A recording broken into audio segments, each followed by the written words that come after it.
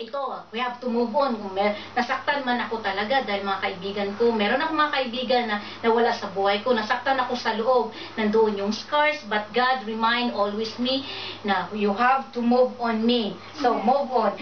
And God gave us a grace. Naniniwala ako when I look back the scars inside my heart, remember how He have saved. Ito na lang ang i-remember natin na God is always save us at yung ginawa niya sa atin. So in Romans 8:28, all things work together for good for those who love God and who call according to His purpose.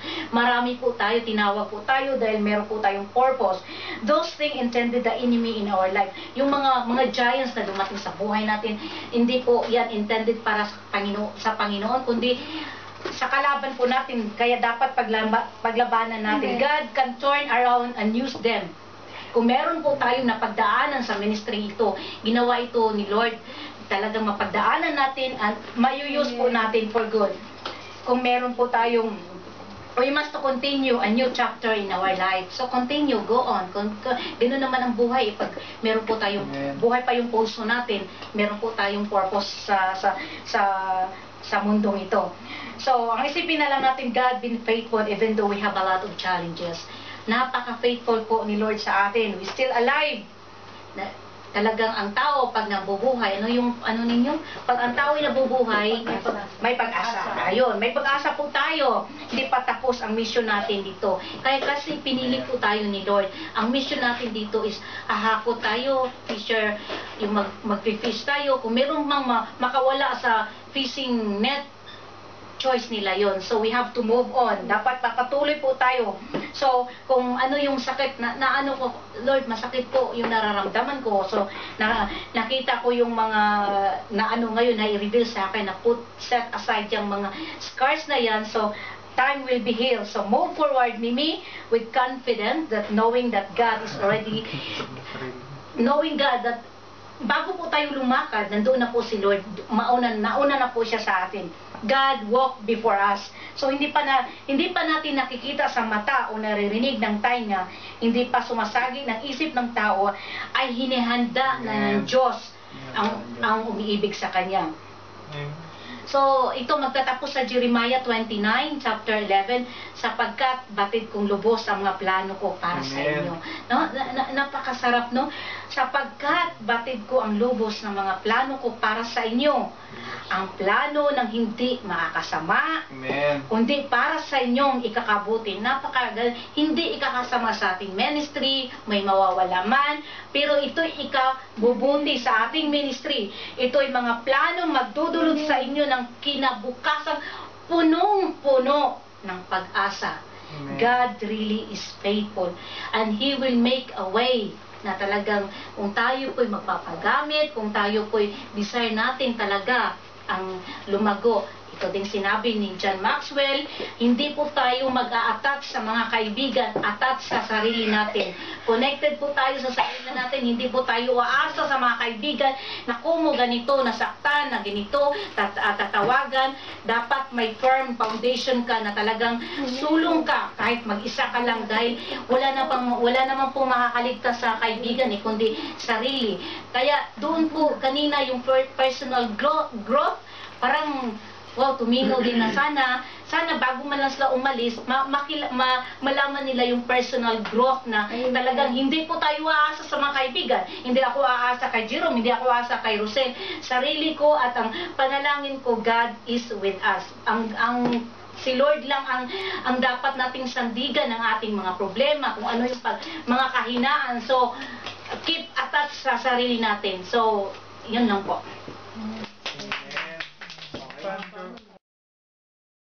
Mawawala yung gana mo talaga sa lahat. Tapos pagkatapos nun, di ba sinabayan pa ng financially? Alam mo yung natutunan natin doon sa financial? Yung parang, huwag tayong mag-worry kung ano yung bukas. Ano yung kakainin natin bukas? Parang si Mimi, kakakain pa lang, isipin nyo na, anong pagkain natin bukas? Yung parang ganon, na pag inano natin sa financially, dati kasi pag nandun tayo sa luma natin pagkatao, katulad na sinabi ko, di ba, nasa luma tayong pagkatao, so sahurin mo pa lang, binabudget mo na, magtitira ka, yung 200, gusto ko bumili ng night.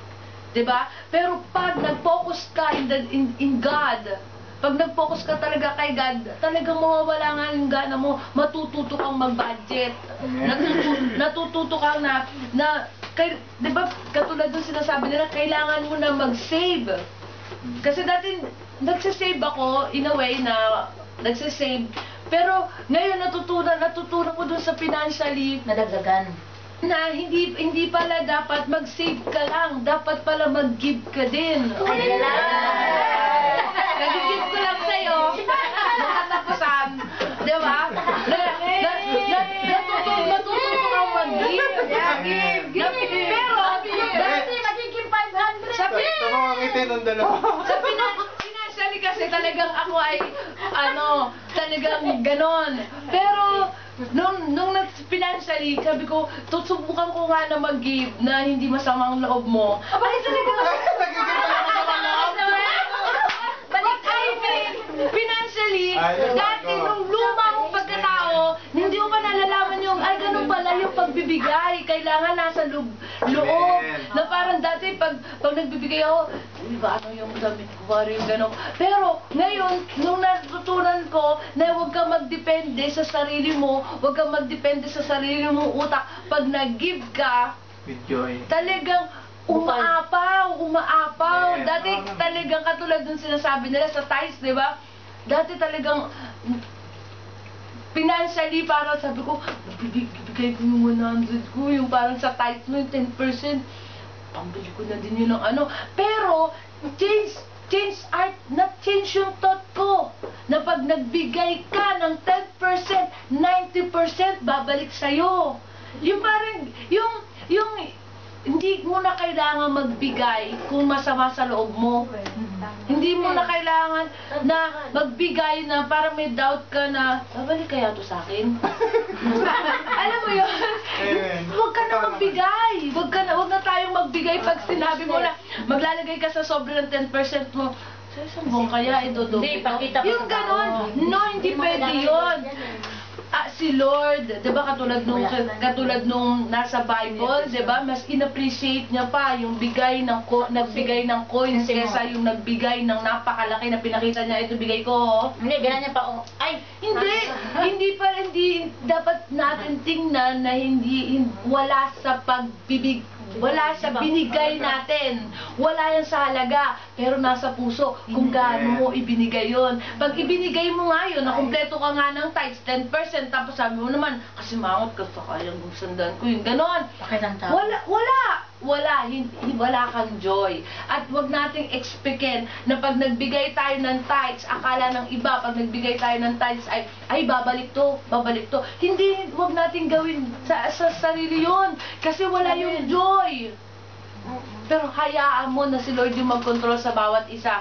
Katulad ng, yung last naman, yung vocational. Diba parang naisip natin na relational, yung katulad ng relational, diba? Katulad, ako kasi yung tao na kilala ko ng mga magulang ko na hindi ako masyadong attached. Hindi ako masyadong ma-PR, mablambing, hindi ako sweet na tao, talagang sadista akong tao. Pero, doon sa relational, natutunan ko na kailangan pala talaga na magkaroon ng sweetness, na parang hindi, teka lang, kadyot lang, hindi mo kailangan hindi mo kailangan ang tao ang lumapit sa'yo. Ikaw pala ang dapat ang lalapit sa tao. Katulad ng, di ba tinuturuan tayo ng, katulad sa music. Bago na naman isip niyan. Ito, sinabi mo to ha. Sinabi mo to. Katulad ng music ministry, meron na silang Wednesday. Tayo, Wednesday. Kasi dati, di ba parang, kasi dati, sa relational, aloof kasi ako sa tao. Aloof talaga ako. Tingnan niyo, pansin niyo, wala akong friends. Pero, ngayon, wag niyo akong asahan na magbago ng ato sweet. nag-i-step by step ako. At least ngayon, sumasama na ako sa music ministry kahit 9th floor. Ano yung floor 6 Ay, na? 6 floor lang. Parang 9th floor kasi. Tapos, yung natutunan ko na kailangan mo pala na ikaw yung lumapit, hindi sila yung lalapit para sa'yo. Saka, yung hindi mo mararamdaman ang pagmamahal sa sarili mo kung hindi ka nagbibigay ng pagmamahal din. Yung mga natutunan natin dito sa Transform Life, parang it give us more strength na mag-grow paunti-unti. Gano'n sabi, personal growth, hindi talaga pwedeng isang gabi lang yan. Hindi, ang baby, pag natulog ng isang gabi, hindi magiging teenager kinabukasan. Talagang in the process talaga pala na magkakaroon tayo ng proseso sa spiritual, sa mental, sa physical, lahat sa financial. But we cannot do anything if we are not focusing on our God and if we are not depending on our God. Ang napag-aralan natin ngayon, baliwala pag hindi natin in-apply sa bawat isa. Amen. Yun lang po. Amen. Amen. Okay. May nabasa ko ditong verse na parang na-apply ko naman sa sarili ko before. Na, eto, He gives strength to the weary and increase the power of the weak. Amen. Even youths Amen. grow tired and weary, and young men stumble and fall. But those who hope in the Lord will renew their strength. Amen. They will soar on wings like eagles. They will run and not grow weary. They will walk and not be faint. Be faint. Isa-isa. Ang share ko sa inyo ngayon is, baka bagyan ako. Okay na yan. Tissue. Yes. Tissue. Teka lang.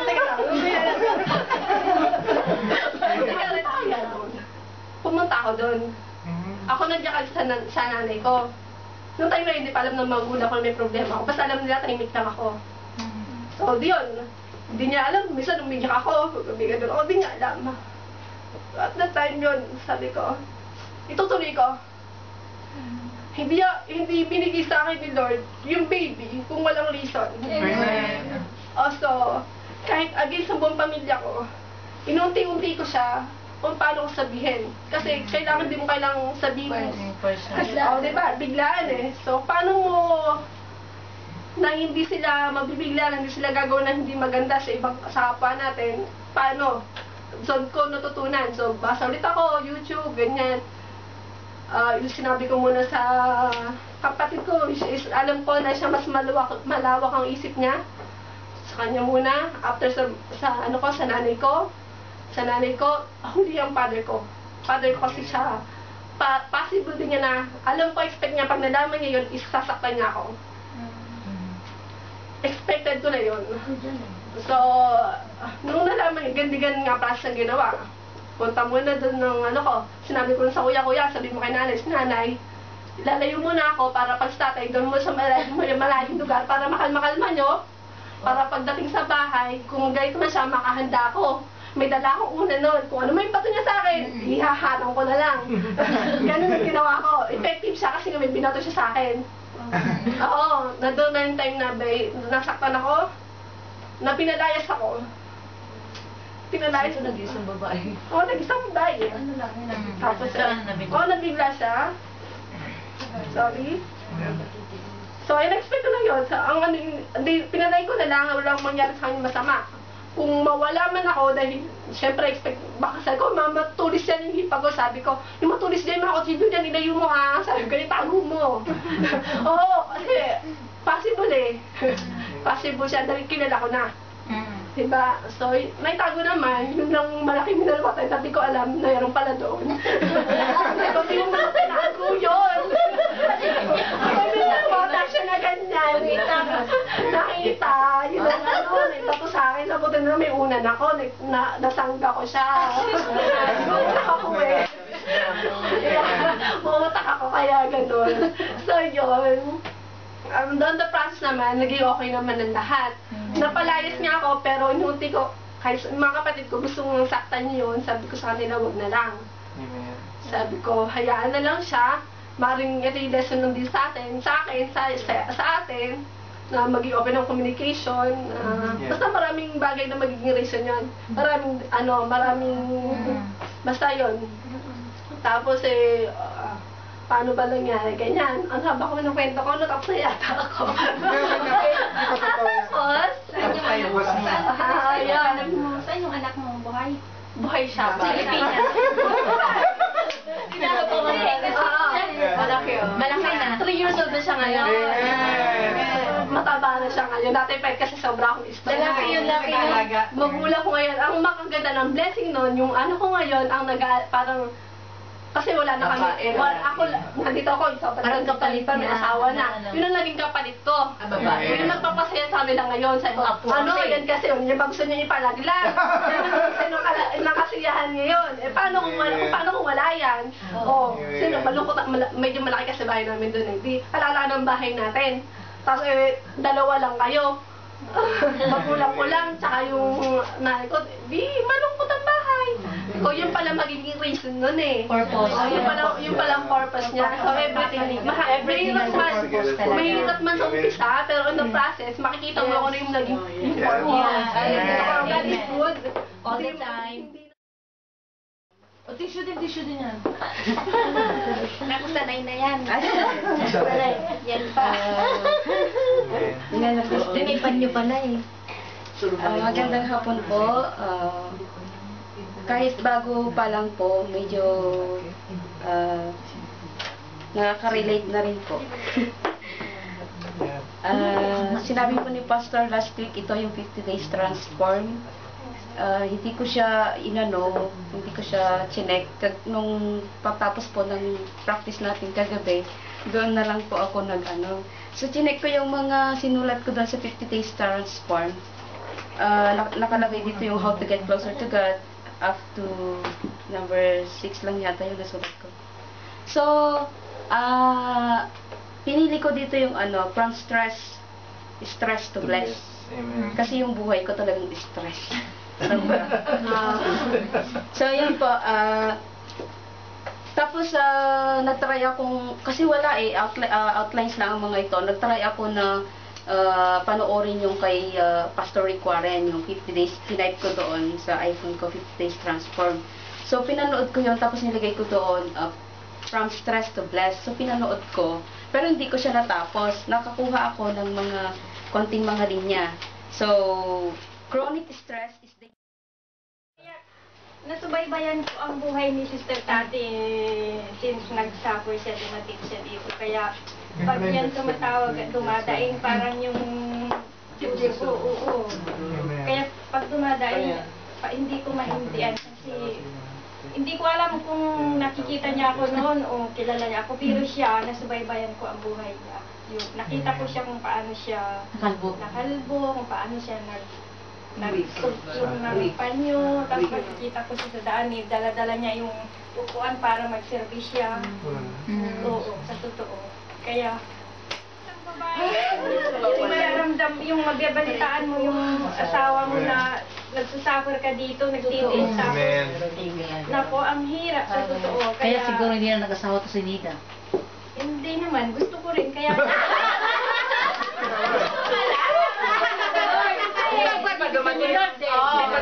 Nagplano din ako, pero siyempre, ayaw ko nang Pabigla-bigla. nakalipas na yon, matagal na yon, kaya ayaw ko nang ulit-ulitin pa. Lahat naman tayo mayroong binibigay ng Panginoon. Yes, amen. Hindi ka pwede sa lalaking yan dahil dyan ka lang, dyan ka lang. Kung wala kang anak, sabi niya, mas marami kang, bibigyan kita ng anak na mas marami. Sabi niya.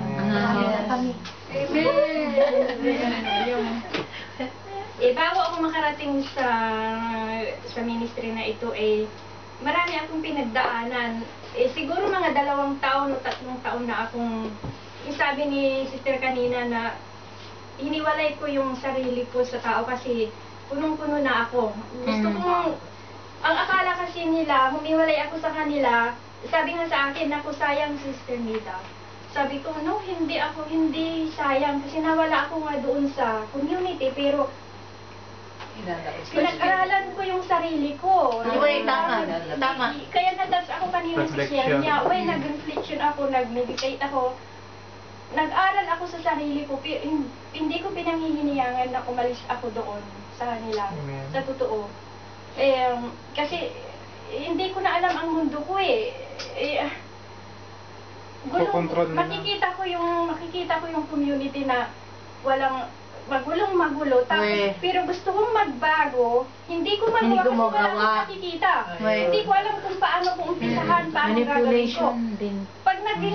Pag nagpakabuti ako, sabi, ay, pupunahin nila ako. Pag naging masama ako, Mas lalo. lalo akong pupunahin. So sabi ko, Enough. Uy. enough, sabi ko, hiniwalay ko Tama. talaga yung sarili ko. Kaya nanghihinayang sila sa akin. Sabi ko, no. Hindi, Nahanap yung sarili mo eh. oh, hinanap ko yung sarili ko. Nakita mo sa kalugar. Tama talaga, sarili mo lang 2 taon o mag-attach. 3 taon. Dati kami magkasama ni Sister Kate.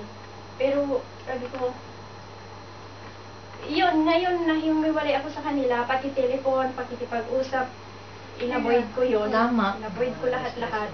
Amen. Nakita ko yung sarili ko, tapos nung yun nga yung nag-teaching doon sa bahay mo nung Sabado, kaya sabi ko, di ba nag-text ako sa'yo na na-refresh ako, bumalik sa akin muli, sabi siguro ng Panginoon, dyan ka muna, sabi. Amen. Darating Amen. ang araw, makikita mo ako, matatagpuan mo ako, kasi yung hinahanap ko, yung katotohanan. Amen. Yung katotohanan. Yes. Ganon. Amen. That's the difference. Uwe, yung katotohanan. Kaya yung nagtumimo sa akin dyan sa mga information natin ay yung emotion, how to control my emotion. Kasi Yan. gusto ko mang magbago, pero inaamin ko na hindi ko kayang kontrolin yung sarili ko. Uwe. Wala akong control sa sarili ko. Ayaw kong, hindi ako yung taong humihingi ng sorry, mataas akong tao sa totoo. Hindi ako tumatanggap ng pagkakamali. Yun. Bakit nakikita nila ako na masama ako, Siguro. or ganun ang ugali ko, suplada ako, mataray ako, kasi wala sa akin yung kababaan ng loob. Amen. Inaamin ko na hindi ako nangangalunya, hindi ako nag-abort or whatever, pero matindi yung yung kataasan ko, Amen. matindi. So yun ang hinanap ko, sabi ko, Amen. paano ko mababago yung sarili ko na hindi ko alam ang gagawin ko. So yun pala, yung kailangan kontrolin ko yung Maganda. Amen. yun. Praise God. At saka alam niyo yung salita ng Diyos, yan tuwing nakakarinig, lahat ng pinag-aralan doon tuwing Sabado at saka dito, yun po ay galing sa Biblia, lahat yan. Amen. Diba? Amen. So naniniwala ako, ang sabi doon sa aklat ni John, hindi na yung one ni totoong John. The original. Ang sabi doon ang salita ay Diyos, di ba pa? Okay. At ang Diyos Bukas. ay salita. Ibig sabihin, yung naririnig ko, yung ina-apply ko sa sarili ko na yung narinig ko doon at yung dito Yeah. yun po ay liham ng Diyos. Pag Oh. nakakarinig ko Amen. pag nakakarinig po ako ng mga salita niya, ina-apply ko sa sarili ko na sinula